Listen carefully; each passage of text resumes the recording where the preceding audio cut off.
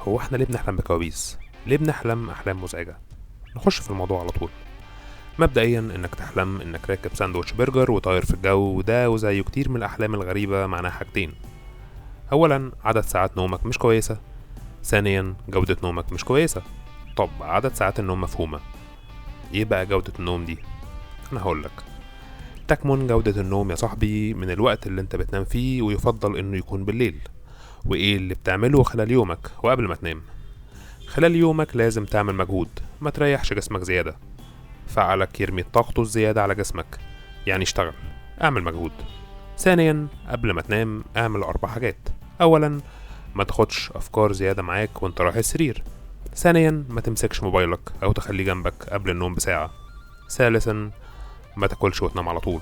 رابعا صلي، انت قلبك نظيف في كل حاجة، بس ابقى صلي. المهم جرب كده اسبوع وابقى عرفني عملت ايه في التعليقات. اتفقنا؟ اتفقنا. اوكي، سلام.